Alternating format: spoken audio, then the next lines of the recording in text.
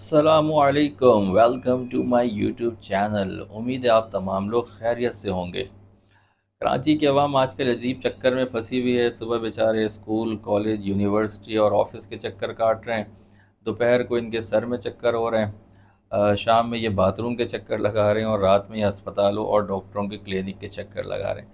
तो बेचारी अवाम अजीब घन चक्कर में फंसी हुई है। ऐसा क्यों होता है? गर्मी के मौसम में जो है पेट के अमराज, उल्टी मोशन, दस्त, पेचिश वगैरह की शिद्दत क्यों बढ़ जाती है? और इसमें हमारी क्या कोताहियाँ होती हैं और इससे बचाव के लिए हम क्या क्या इकदाम कर सकते हैं? आइए जानते हैं हम अपनी इस वीडियो में।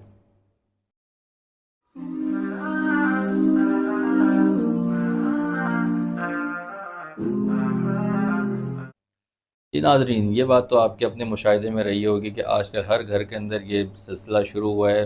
बच्चे हों, बड़े हों, बूढ़े हों, जवान हों, मर्द हो, औरत हो, बिला किसी तखसीस के सब के साथ यही मसला है कि सबको उल्टी मोशन और दस्त ने घेरे हुए हैं। हर घर के अंदर कोई ना कोई ऐसा फ़र्द ज़रूर है जो इस बीमारी से में मुब्तला है।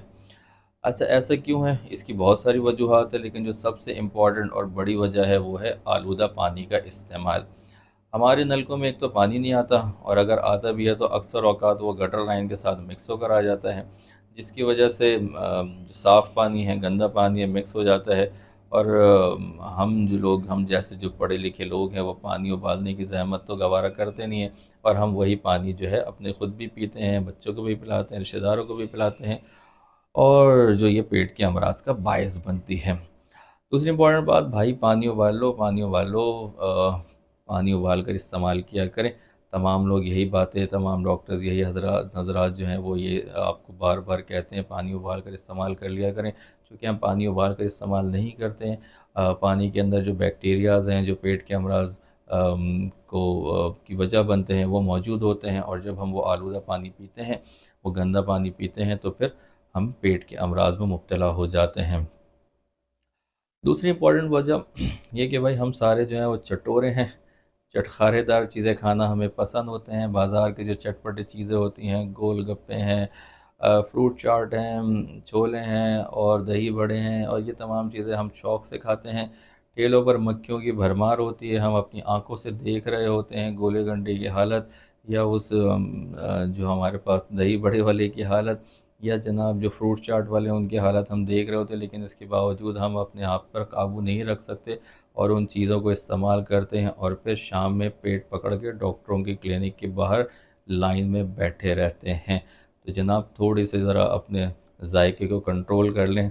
बाज़ार की जो गैर मियारी चीज़ें उनका इस्तेमाल कुछ अरसे के लिए तर्क कर दें। तीसरी चीज़ होती है, हम जो है ना वो ठंडे मशरूबात का इस्तेमाल चूँकि गर्मियों में बढ़ जाता है, ख़ास तौर पे हमारे यहाँ गन्ने के जूस का इस्तेमाल बहुत ज़्यादा होता है। इसके अलावा गोला गंडा इस्तेमाल किया जाता है, और इस तरह के जो दीगर मशरूबात हैं उनके इस्तेमाल जो है वह बकसरत किया जाता है। अब आपके ज़ाती ऑब्ज़र्वेशन में भी ये बात रही होगी, आपने देखा होगा कि क्या हालत होती है उस गन्ने के जूस वाले के ठेले पर।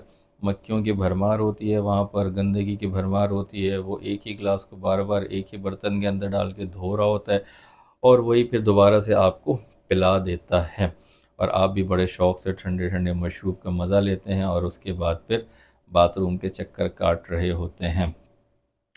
इसमें एक और इम्पॉर्टेंट चीज़ होती है, बाज़ार की बर्फ़। बहुत दफ़ा बहुत इस तरह के केसेस आते हैं कि लोग जो है वो बाज़ार की बर्फ़ इस्तेमाल करते हैं। अब जो बाज़ार की बर्फ़ इस्तेमाल हुई है वो किस पानी से बनाई गई है, इसकी गारंटी पता नहीं किस पानी से बनाई गई है।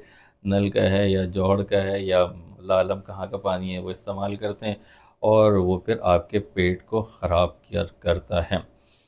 अच्छा, इसकी एक और इम्पॉर्टेंट वजह होती है मौसम। कराची के मौसम में चूँकि ह्यूमिडिटी ज़्यादा होती है, गर्मी ज़्यादा होती है, तो ये बहुत सारे बैक्टीरिया और वायरस की नशोनुमा के लिए आइडियल मौसम होता है। तो बहुत सारे वायरसेस हो गए हैं, जैसे नॉर्वॉक वायरस है या रोटा वायरस है, ये इसके अंदर यहाँ पर इसकी तादाद बढ़ जाती है, जो कि गैस्ट्रो का बायस बनती है। यही सूरत हाल होता है बहुत सारे बैक्टीरिया के लिए कि उनके अंदर भी नमी जो है, नमी का मौसम हो, गर्मी का मौसम हो, ये उनकी ग्रोथ के लिए अच्छा होता है। तो इसी वजह से उनकी तादाद भी बढ़ जाती है, जो कि गैस्ट्रो का बायस बनती है। अच्छा, एक इम्पॉर्टेंट चीज़ ये है कि हमारे यहाँ मेन होल्स या खुले गटर होते हैं, या कचरे या गंदगी के ढेर होते हैं, वहाँ पर मक्खियाँ और मच्छर जो हैं वो कसरत के साथ मौजूद होते हैं। यही मक्खियाँ जो हैं उड़ के वो हमारे खानों पर बैठती हैं, वहीं से जो है जरासीम ट्रांसफ़र होते हैं, मुंतकिल होते हैं, जो कि बाद में हमारे पेट तक पहुँचते हैं और हमें बीमार करते हैं। एक और बहुत बड़ी वजह वो है लोड शेडिंग। अच्छा, हमारे यहाँ एक तासुर ये है कि हम खाना पकाते हैं और उसके बाद हम फ्रिज में रख देते हैं और फिर फ्रिज में रखने के बाद उसको हम दोबारा इस्तेमाल करते हैं। कराची में लोड शेडिंग की सूरत हाल आप सबके सामने है। इस लोड शेडिंग के अंदर फ्रिज जो है ना वो अक्सर औकात बंद ही रहता है। इसकी वजह से खाना अगरचे फ्रिज में होता है लेकिन वो ख़राब हो जाता है और वही जो है हम गर्म करके इस्तेमाल कर लेते हैं, जो कि फूड पॉइज़न का और गैस्ट्रो का बायस बनते हैं। तो गर्मियों में ख़ास तौर पे इस बात का ख़्याल रखें कि बस खाना पकाएं और इस्तेमाल करें, उसको फ्रिज में रखने की ज़हमत ना करें। एक और बड़ी वजह हमारे शहर के अंदर ओवर क्राउडिंग है। लोग जॉइंट फैमिली के अंदर रहते हैं, एक दूसरे के साथ मिल के रहते हैं, एक ही घर में काफ़ी सारे लोग रहते हैं, तो अगर कोई एक बच्चा या एक फ़र्द बीमार होता है तो उसी के जरासीम फिर दूसरे को मुंतकिल होते हैं और वो बार बार बीमार हो रहा होता है। जी, ये तो कुछ रीज़न्स थे, कुछ वजूहात थे जिसकी वजह से हमारे पेट के अमराज होते थे। अब जनाब आली इसका इलाज क्या है? इसका इलाज जनाब यही है कि आप डॉक्टर के क्लिनिक में जाएँ और वो जनाब आपको महंगे इंजेक्शन लगा के और महंगी अद्वियात देंगे। मैं आपके साथ अगर एक पेपर शेयर करूँ तो आप शायद हैरान होंगे। ये पेपर देखें, ये नॉर्मल अद्वियात हैं जो जब मोशन होते हैं किसी बच्चे को या बड़े को, अगर उसको शिद्दत ज़्यादा हो जाती है तो उसको ड्रिप या इंजेक्शन लगाए जाते हैं। अगर एक आप एवरेज डॉक्टर के पास भी जा रहे हैं, किसी सस्ते डॉक्टर के पास भी जा रहे हैं, तो आप समझ जाएं कि आपका जो बिल है वो तकरीबन 3 से 4 हज़ार रुपये का बनेगा। अगर आपको उल्टी दस्त का मसला हो गया तो इसमें ड्रिप हैं, इंजेक्शन हैं, उल्टी के इंजेक्शन हैं, पेट दर्द के इंजेक्शन हैं, आपको पानी की ड्रिप है, इसके अलावा अद्वियात है, तो आप समझ जाएं कि आपके 3-4 हज़ार रुपये तो कहीं भी नहीं गए। ये तो लाजमी आपके खर्च होने ही होने हैं। और घर में अगर 3-4 लोग बीमार हो गए तो पूरे महीने का बजट आपका गैस्ट्रो में निकल जाएगा। तो भाई, इन सारी चीज़ों से बचने के लिए अब हम आते हैं क्या क्या हम इक़दामात कर सकते हैं जिससे हम और हमारे बच्चे, हमारी फैमिली इस गैस्ट्रो से महफूज रह सकती है। सबसे इम्पॉर्टेंट बात ये कि पानी आप उबाल कर इस्तेमाल करें। पानी उबालना भाई कौन सा मुश्किल है, गैस तो हमारे पास आ रही है, नहीं आ रही तो आप सिलेंडर इस्तेमाल कर रहे हैं। पानी उबालने में हार्डली शायद आपके कितने पैसे खर्च होंगे, 100 रुपये या 200 रुपये, लेकिन अगर आपको गैस्ट्रो की बीमारी हो गई तो आपके हज़ारों रुपये डॉक्टरों के पीछे खर्च होते रहेंगे।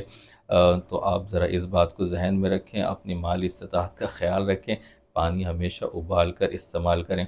पानी उबालने का तरीका भी ये होता है कि पानी जब उबलने लगे, उसमें बबल्स बनने लगे, तो आप उसको तकरीबन 2 से 3 मिनट तक मज़ीद उबलने दें, उसके बाद उसको ठंडा करके इस्तेमाल करें। अगर आप ठंडा पानी पीना चाहते हैं तो उसी के आप बर्फ़ भी बना सकते हैं, मतलब उसी गर्म पानी से आप अपने फ्रिज में या पड़ोसी के यहाँ आप जमा कर बर्फ़ बना सकते हैं और फिर उसको इस्तेमाल कर सकते हैं। बाज़ार की बर्फ़ से इज्तनाब करें। अच्छा, हमारे एक तासुर ये भी होता है कि डॉक्टर साहब हम तो फ़िल्टर वाला पानी पीते हैं, तो क्या फ़िल्टर वाले पानी को भी बॉयल करें? तो मेरा तो मशवरा होता है कि जी हाँ, फ़िल्टर वाले पानी को भी आप बॉयल करें। वजह ये होती है कि हमारे यहाँ फ़िल्टर की रेगुलेशन का मेरे इल्म में नहीं है कि क्या क्राइटेरिया है। अब वो फ़िल्टर वाले ने आखिरी दफ़ा फ़िल्टर कब बदला होगा या उसके फ़िल्टर की क्या इस वक्त हालत है, मेरे इल्म में नहीं है। तो भाईजान सेफ़ साइड यही है कि आप पानी उसको भी उबाल लें। तीसरी इम्पॉर्टेंट बात भाई, हाथ साबुन से धोने की आदत डालें, ख़ुद में भी, अपने घर वालों के अंदर भी, ख़ास तौर पे बच्चों के अंदर भी। जब भी वो वॉशरूम जाएँ, स्कूल से बाहर से वापस आएँ, कोई खाना खाने लगें तो लाजमी लाजमी हाथ साबुन से धोएं। सिर्फ धोने की तरगीब नहीं दे रहा हूँ, साबुन से धोने की तरगीब दे रहा हूँ ताकि ज़्यादा से ज़्यादा लोग जो हैं उनके हाथ अच्छी तरह से धुले हों, तो ये बीमारी आगे फैलने से रुक जाएगी। तीसरी बात, थोड़ी सी अपनी ज़बान को लगाम दें, मतलब अपने जायके को लगाम दें। इस तरह से बाज़ारी खानों से इज्तनाब करें। ये चटपटे जो खाने हैं, गोलगप्पे, समोसे, पकौड़े, इनसे इज्तनाब करें। सादी ग़िज़ा खाएँ, ठीक है, सिंपल ग़िज़ा खाएँ, ताज़ी ग़िज़ा खाएँ, घर की बनी हुई खाएँ। कोशिश करें कि रेफ्रिजरेटेड फूड जो हैं, जो घर में अमूमन हम रख देते हैं, उससे हम इज्तनाब करें। बाज़ार के जितने भी मशरूबात होते हैं, गन्ने का जूस है, गोला गंडा है, इस तरह और दीगर जो जूस वगैरह हैं, अगर तो वो किसी अच्छी साफ़ सुथरी जगह पर बनाए हैं तब तो ठीक है, आप उसको इस्तेमाल कर लें।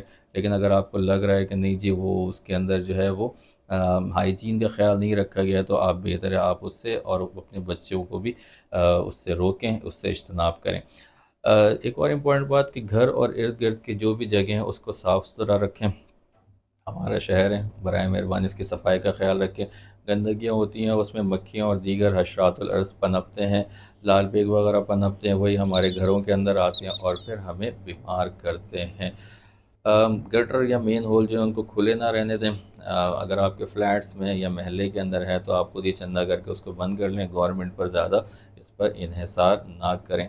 अच्छा, एक और बात ये कि अगर फ़र्ज़ करें घर में कोई बीमार है जिसको गैस्ट्रो का मसला है, तो उसको कोशिश करें कि आप थोड़ा सेपरेट करें, अलग कर लें, ठीक है। उसके साथ अगर आप कांटेक्ट के अंदर रहते हैं, बार बार उसके साथ हाथ मिलाते हैं, तो फिर उसके जरासीम भी आपको लगने का ख़तरा रहता है, ठीक है। और एक और इम्पॉर्टेंट बात ये होती है कि बच्चों को ना गैर ज़रूरी तौर पे अस्पताल ना लाएं। अगर फ़र्ज़ करें आपका कोई रिश्तेदार बीमार है तो हमारे यहाँ तो एक समझ लें कि रिवाज सा बन गया है कि पूरी फैमिली उससे मुलाकात करने के लिए आती है।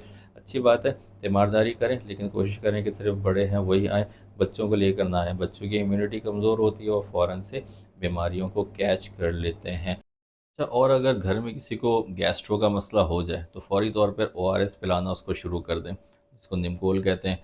अच्छा, बच्चों और बड़ों के ओआरएस में थोड़ा सा फ़र्क होता है। अगर आप किसी भी मेडिकल स्टोर जाएंगे और उसके कहेंगे कि आप मुझे बड़ों का ओआरएस दे दें, तो बड़ों का ओआरएस जो है वो 4 गिलास पानी के अंदर बनाया जाता है और हर मोशन के बाद आप उनको ओआरएस पिलाते रहें। बच्चों को जो ओआरएस का पैकेट है वो छोटा होता है, वो लो ऑस्मोलर ओआरएस होता है, उसको 2 गिलास पानी में बनाया जाता है और उसको फिर जैसे जैसे बच्चे को मोशन हो आप थोड़ा थोड़ा करके उसको इस्तेमाल करते रहें और फ़ौरी तौर पे फिर आप किसी अच्छे डॉक्टर से रुजू करें। तो उम्मीद है आपको ये वीडियो पसंद आई होगी, आप भी इन हिफ़्ज़ान सेहत के उसूलों पर अमल करके ख़ुद भी और अपने इर्द गिर्द के लोगों को भी महफूज रखेंगे। अगर आपको ये वीडियो पसंद आई हो तो हमारी इस वीडियो को लाइक करें, हमारे चैनल को सब्सक्राइब करें और अगर आपके कोई सवालात हो तो कमेंट बॉक्स पर ज़रूर से हमें आगाह करें। हमारी वीडियोज़ देखते रहें। अस्सलामु अलैकुम व रहमतुल्लाह।